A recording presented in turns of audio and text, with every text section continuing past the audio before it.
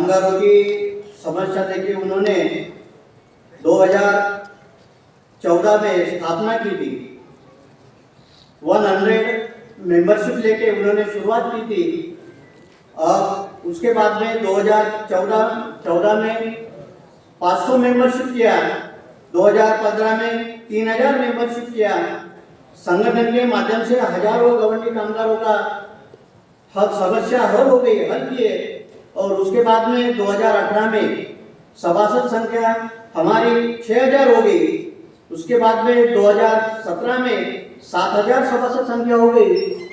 और 2017 में अपने राष्ट्रीय अध्यक्ष आयोली के मान्यवर आदरणीय जयेश पाटिल साहब, उनके एक हिंगनघाट शहर में, वर्धा जिले में हिंगनघाट शहर है, वहाँ पर एक मीटिंग हो गई आंगनवाड़ी सेविका के, इसमें वहाँ पर गए थे हमारे अध्यक्ष गवर्नमेंट बांधकाम मजदूर यूनियन के प्रशांत नवराम के, वहाँ गए थे, मीटिंग अटेंड किए। और उसके बाद में पाटिल साहब ने फुले शाह अम्बेडकर की विचारधारा और असंगठित क्षेत्र में जो काम करते हैं, जैसे ये गवर्नमेंट बांधकाम मजदूर यूनियन असंगठित क्षेत्र है, तो उन्होंने गाइडलाइन किया, मार्गदर्शन किए। और उनके प्रभाव से हम प्रभावित होकर 2018 और 2019 में 41,413 की मेंबरशिप बनाई थी। उसके बाद में कोरोना का कार्यकाल आ गया। कोरोना के पीरियड में 2020-21 में सभासद संख्या हमारी कम हो गई, घट गई। उसके बाद में 2022 में 25,000 हो गई। और अभी 2024 में हमने संकल्प किया है, और पाटिल साहब ने, हमारे आदरणीय पाटिल साहब ने जो टारगेट दिया है कि ये 2024 में सबसे ज्यादा तुम्हारी मेंबरशिप होना चाहिए। हमने संकल्प लिया है कि 1 लाख तक हमारी मेंबरशिप हो जाएगी। और स्वतंत्र मजदूर यूनियन को हम अपिलाइड है, तो 1 लाख का संकल्प पूरा करने के लिए हम गवर्नमेंट बांधकाम मजदूर यूनियन से पूरे महाराष्ट्र में संकल्प लेके कार्यरत है। धन्यवाद। सर, आपने सर ने 1 लाख का इस साल का टारगेट लिया है, ये बहुत ही खुशी की बात है, और वो समय को पूरे करेंगे ऐसी हम अपेक्षा भी करते हैं। साथियों, ज़्यादातर पूरे हमारे एक को छोड़ के बाकी हमारे पूरे साथी अपनी बात रख चुके हैं। अंत में मैं कोल इंडिया से आए कुमार गोकुलवार जी से अनुरोध करूंगा कि वो कोल इंडिया की उनसे अपनी बात रखें 2 मिनट के अंदर।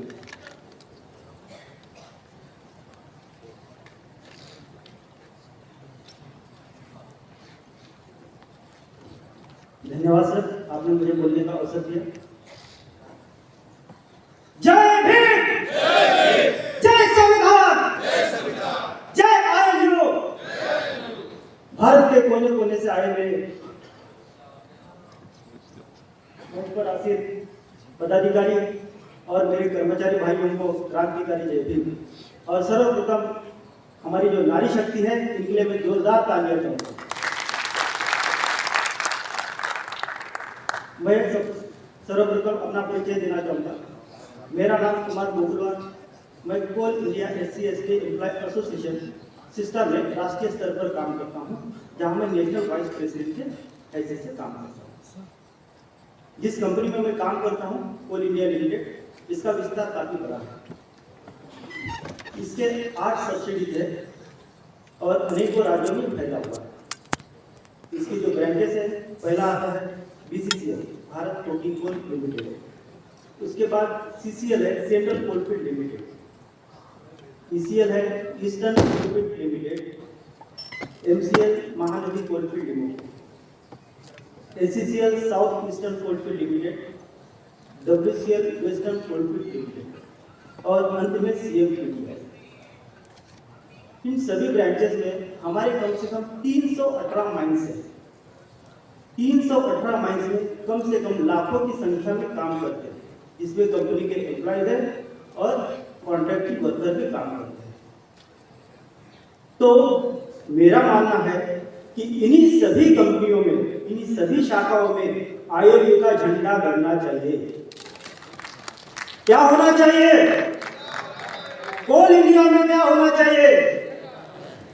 आईएलयू का झंडा गड़ना चाहिए। मतलब आईएलयू के मेंबर बनने चाहिए, वहां पे उनके ब्रांचेस खड़े होने चाहिए। मैं खुला आह्वान करता हूं, मतलब पाटिल साहब के मार्गदर्शन में मैं काम करना चाहता हूं। हमने आज तक हमने जो भी काम किए हैं एसोसिएशन के माध्यम से काम किए हैं, जहां हम लोगों ने काफी बड़े बड़े काम किए। यहाँ हमारे कोल इंडिया में 5 ट्रेड यूनियन है जो वर्करों के हितों में काम करता है और 2 एसोसिएशन है जो वर्करों के हितों में काम करता है। लेकिन हमारे जो बाबा साहब के विचारों पर चलने वाले जो लोग हैं, उनकी कई सालों से एक समस्या थी कि बाबा साहब अम्बेडकर की जयंती को संवैधानिक अवकाश घोषित किया जाए इस कंपनी में, जिसके लिए ट्रेड यूनियन को सफलता नहीं मिली।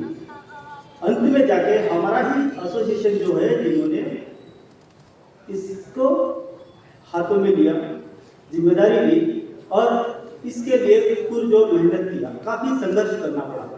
मैं खुद जब पार्लियामेंट्री कमेटी के साथ में जब बैठक हुई थी, उस बैठक में कोल इंडिया चेयरमैन सर थे, मैं था और पार्लियामेंट्री कमेटी। वहाँ मेरा पहला डिमांड था कि बाबा साहेब अम्बेडकर की जयंती को संवैधानिक अवकाश घोषित किया जाए।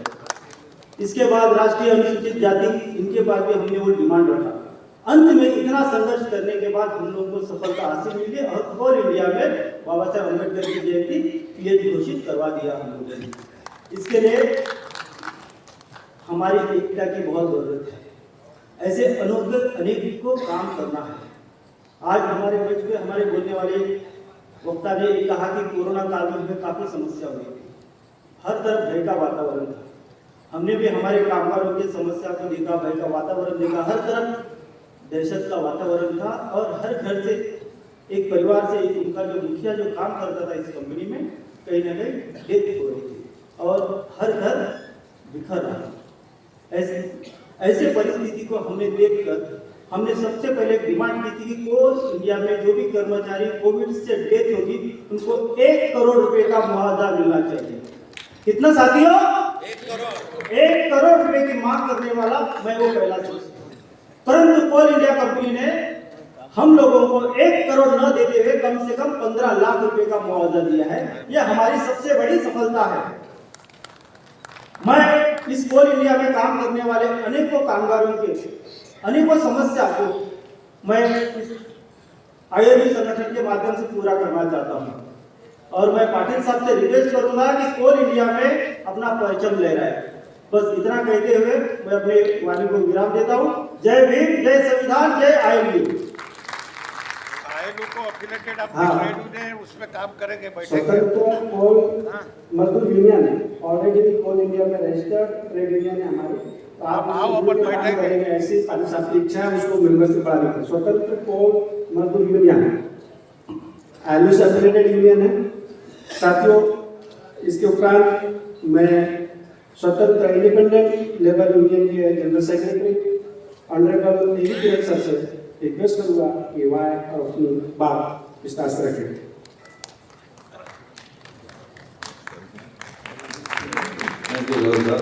जय भीम, जय Bhim. We are coming to the end. Everyone is hungry. It's already 3:30. I will complete everything in 2 minutes. After listening to the speech of Lenina, I am dreaming. It is so simple, so simple. Dr. Ambedkar also had a dream. Everyone should have human dignity and everyone should have equal opportunities. But it's a dream. In India, it became a dream. I have, after listening her, I am starting dreaming. If I collect so many rupees, I can send J.S. Patil sir to Parliament, who is a committed one, who is committed to the community. 70 plus age, he is going all over the India to establish and dreaming for a big trade union, such that we can control the government. Dr. B.R. Ambedkar said, trade union should control the governments. He is dreaming to establish a trade union which can control the government to establish free education for poor people, free medical facilities to poor people. He already announced that he will support, he will fight for against privatization.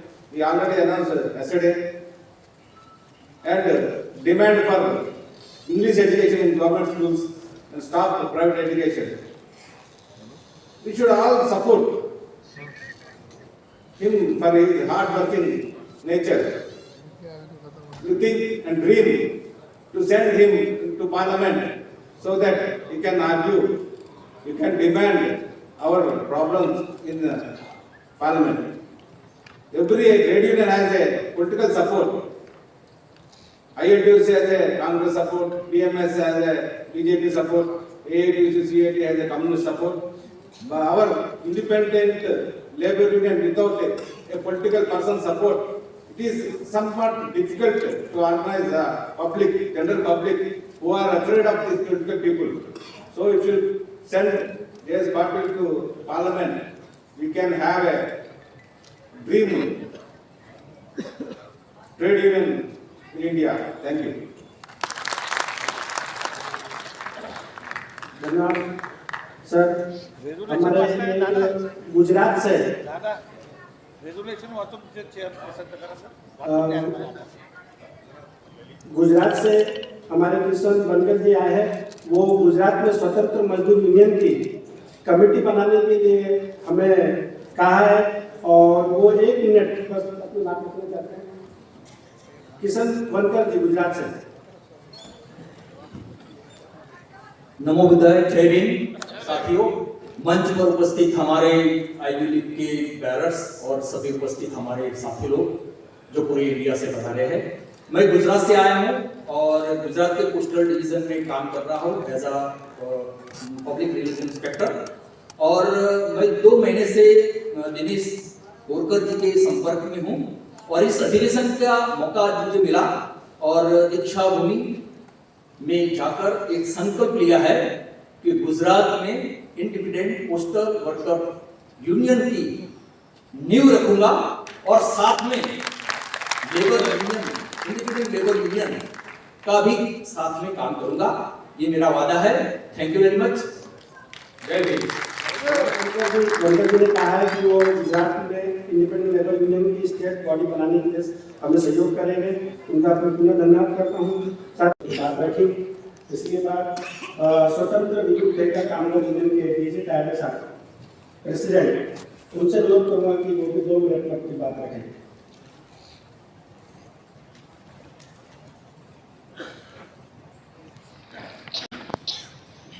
बहुजन आंदोलन को गतिमान करने वाले सभी महापुरुषों को प्रथम अभिवादन करता हूँ. स्वतंत्र मजदूर यूनियन के राष्ट्रीय अध्यक्ष सम्मानीय DS पाटिल साहब, आदरणीय रमेश रंगारी, विचार मंच रत्मान, सभी महानुभावों को प्रथम जय भीम करता हूँ. आप सभी उपस्थित महाजनों को जय भीम करता हूँ. महाराष्ट्र के बिजली बोर्ड में काम करने वाले ठेका कर्मचारियों के बारे में मैं आप लोगों से बात करने वाला हूँ. महाराष्ट्र बिजली बोर्ड के ठेके के पर्टिकुलर राजनीतिक नेताओं से जुड़े हुए हम पा रहे थे और ठेका कर्मचारी जो बिजली बोर्ड में काम करते थे उनका नेतृत्व भारतीय मजदूर संघ से निगडित सभी यूनियंस करती थी, जहाँ पे बिजली ठेकेदार अपने बिजली कटवाने कामगार जो थे उन्हें न्याय नहीं देते थे, उनके वेतन नहीं देते थे.